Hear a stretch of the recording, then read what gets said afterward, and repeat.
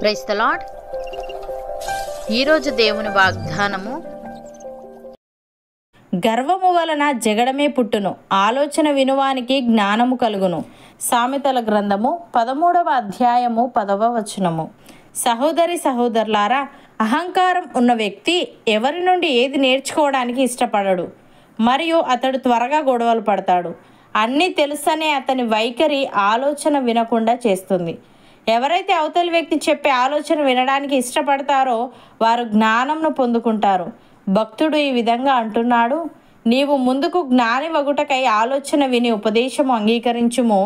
నరుని హృదయములో ఆలోచనలు అనేకములుగా పుట్టును, యెహోవా యొక్క తీర్మానమే స్థిరము అని. ప్రియులారా, తమలో ఎవడు గొప్పవాడుగా ఎంచబడునో అను వివాదము శిష్యులలో పుట్టగా యేసయ్య వారితో ఇట్లనెను, అన్యజనములలో రాజులు వారి మీద ప్రభుత్వము చేయుదురు, వారి మీద అధికారము చేయువారు ఉపకారులు అనబడుదురు. మీరైతే అలాగు ఉండరాదు. మీలో గొప్పవాడు చిన్నవాని వలెను, అధిపతి పరిచారకుని వలెను ఉండవలెను. గొప్పవాడెవడు? భోజన పంక్తిని కూర్చుండువాడా, పరిచర్య చేయువాడా? పంక్తిని కూర్చుండువాడే కదా. అయినను నేను మీ మధ్య పరిచర్య చేయువాని వలె ఉన్నాను. నా శోధనలలో నాతో కూడా నిలిచి ఉన్నవారు మీరే. గనుక నా తండ్రి నాకు రాజ్యమును నియమించినట్టుగా నా రాజ్యములో నా బల్ల యొద్ద అన్నపానములు పుచ్చుకొని సింహాసనముల మీద కూర్చుండి ఇజ్రాయేలు 12 గోత్రముల వారికి మీరు తీర్పు తీర్చుటకై నేనును మీకు రాజ్యమును నియమించుచున్నాను అని.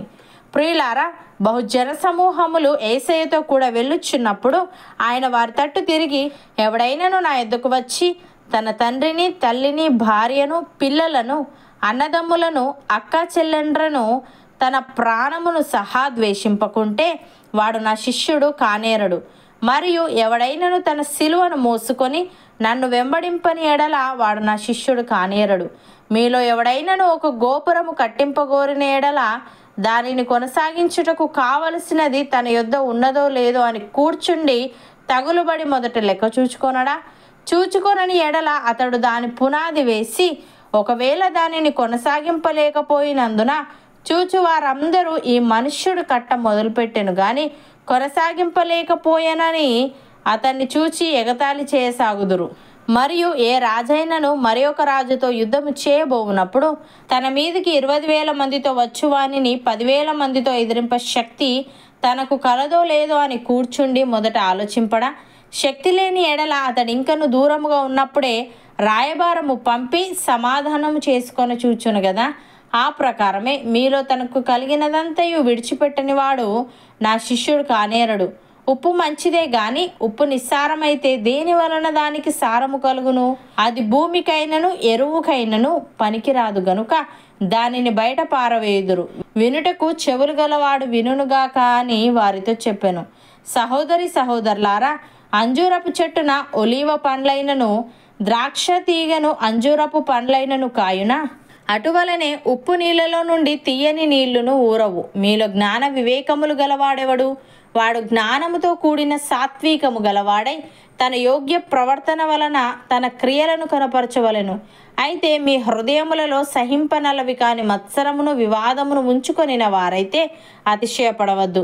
సత్యమునకు విరోధముగా అబద్ధమాడవద్దు. ఈ జ్ఞానము పైనుండి దిగివచ్చున్నది కాక భూ సంబంధమైనదియు ప్రకృతి సంబంధమైనదియు దయముల జ్ఞానము వంటిదియునై ఉన్నది. ఏలయనగా మత్సరమును వివాదమును ఎక్కడ ఉండునో అక్కడ అల్లరియు ప్రతి నీచ కార్యమును ఉండును. అయితే పైనుండి వచ్చు జ్ఞానము మొట్టమొదట పవిత్రమైనది, తర్వాత సమాధానకరమైనది, మృదువైనది, సులభముగా లోబడినది, కనికరముతోనూ మంచి ఫలములతోనూ నిండుకొనినది, పక్షపాతమైనను వేషధారణమైనను లేనిదియునై ఉన్నది. నీతి ఫలము సమాధానము చేయు వారికి సమాధానమందు విత్తబడును. అవును అన్నవారు నాతో పాటు ప్రార్థనలో ఏకీభవించండి. పరిశుద్ధుడా, ప్రేమగల తండ్రి, గర్వము వలన జగడమే పుట్టునని, ఆలోచన వినువానికి జ్ఞానము కలుగునని నీవు తెలియజేశావు. తండ్రి, నీకు స్తుతులు.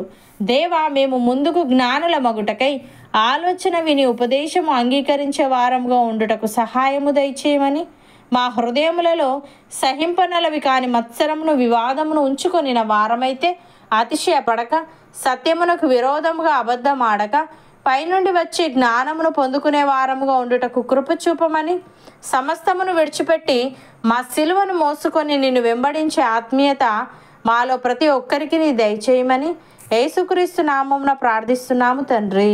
ఆమెన్.